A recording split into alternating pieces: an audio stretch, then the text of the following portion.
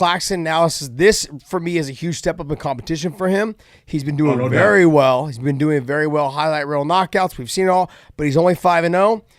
But he's also pretty big for the weight. When you stand next to him, I feel like he's strong. You can see he's physically strong with the way he handles guys in the cage.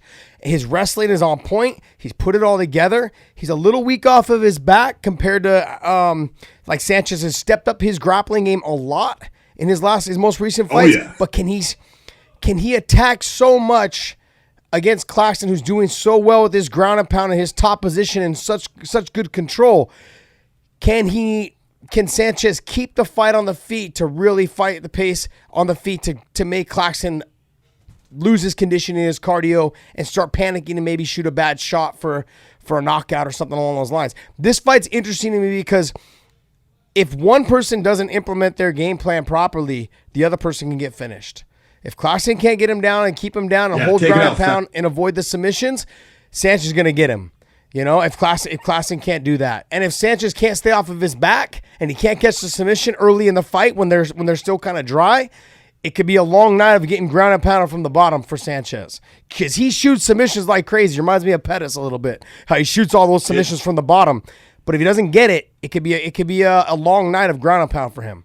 Well, he's got that same background from Daniel Vanderlei as far as his jiu-jitsu game, and it's very similar to what Anthony Pettis does. I think it's actually better than Pettis' overall now. Mm-hmm. I think Emmanuel Sanchez as a submission fighter, look, he came into MMA as a guy that just loved to stand up and strike. He was a kickboxer. And his ground game is so good now. Yeah. His submission game is set up. You look for the setups and the transitions that he creates.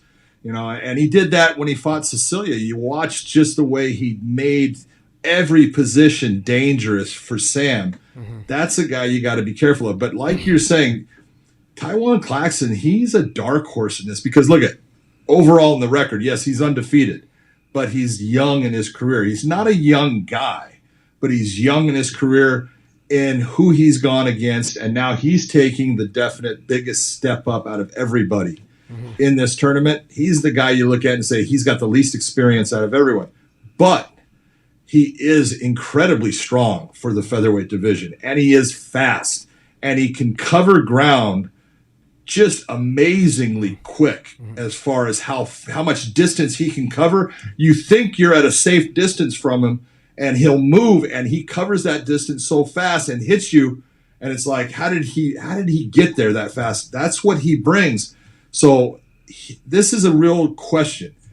Can he control his emotions, not try to match strike for strike with Emmanuel Sanchez, and just do what he does best? That is, control that distance, create that explosive movement, because look at explosive movement takes energy like you're talking about. And if this was a 5-round fight, there's no doubt in my mind I would pick Sanchez.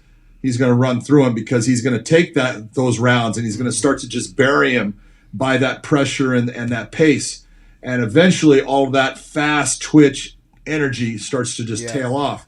But in a 3-round fight, if Claxton can get Sanchez down, like you're saying, just a couple of times in it, I don't know if Sanchez is going to be able to pull off. I've seen Claxton pull himself out of submission attempts just two ways, muscling out and technique. So he knows both, and he has that power on his side to do it.